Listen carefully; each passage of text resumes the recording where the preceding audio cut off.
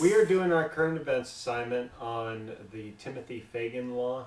That is currently a bill that is seeking to be ratified right now. And the basis of our, our current event is on the article Counterfeit Drugs Lawsuit Points Finger at Wholesaler Pharmacy. It was published in October 1st, 2004 by Donna Young for AGHP News. And I'll give you the brief synopsis. A New York resident, Timothy Fagan, in a lawsuit against AmerisourceBergen Corporation, ABC, and CVS Corporation and a specialty pharmacy division, Pharmacare, alleges that these companies should be held accountable for counterfeit injection that Fagan took. 16-year-old nearly lost his life in the ordeal. As seen on a CBS News report on May 9th, 2005, Timothy recollects what he went through, in which he stated that he would wake up in the middle of the night screaming and crying in pain, and that his family felt helpless and distraught at seeing how much pain he was in. The medication that Timothy was taking is a medication called Epigen, which is for increasing depleted red blood cells after he was given an emergency liver transplant. The product taken was labeled Amgen's Epi-10 alpha product Epigen. Supposed to contain 40,000 units per milliliter, but actually only contained 2,000 units per milliliter of the active ingredient. Fagan was initially exposed to the product in 2002 and alleges that ABC purchased the vials from a gray market wholesaler and sold the product to Pharmacare. Fagan began taking the Epigen in March 2002 after the liver transplant. He received two shipments before Amgen announced on May 8, 2002 that counterfeit Epigen had made its way to the marketplace.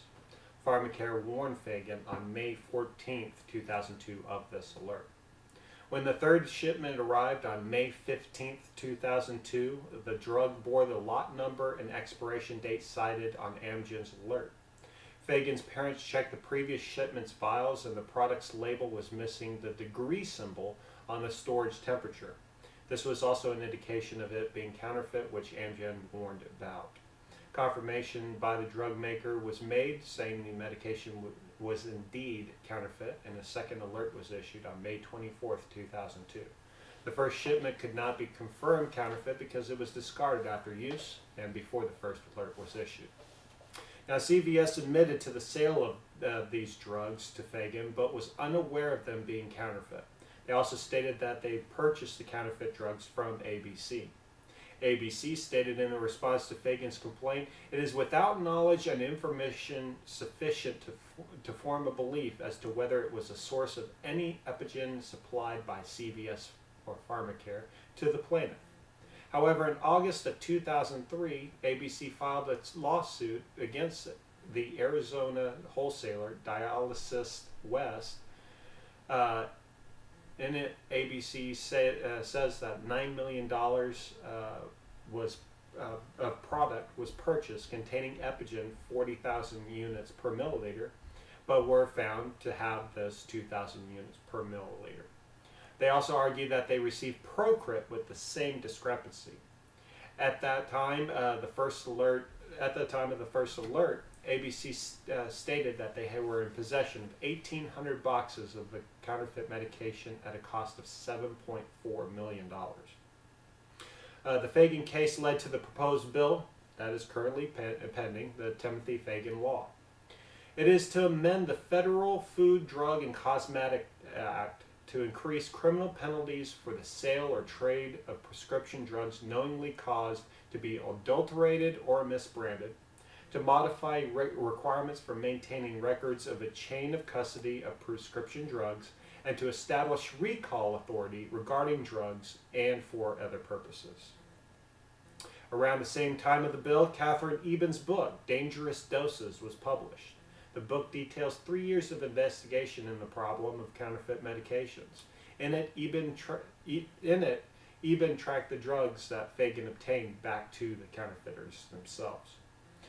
There is an importance to being able to track where a medication has been and that only reputable wholesalers should be used or purchased directly from the manufacturers.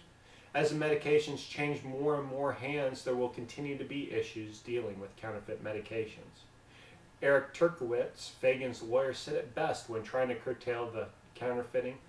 He says make sure your wholesaler is getting the drug directly from the manufacturer, and if the wholesaler is buying stuff from secondary sources, change wholesalers. It is that easy. Since then, ABC has not had any other incidents from counterfeit medications, as stated to the CBS News. And as stated to CBS News, AmerisourceBergen is deeply concerned about the reckless activities of drug counterfeiters as a result of greatly enhanced tracking, monitoring, and security controls since the period covered in Ms. Eben's book. We have had no incidents of counterfeit drugs in our distribution centers. Now the following is the CBS News report. As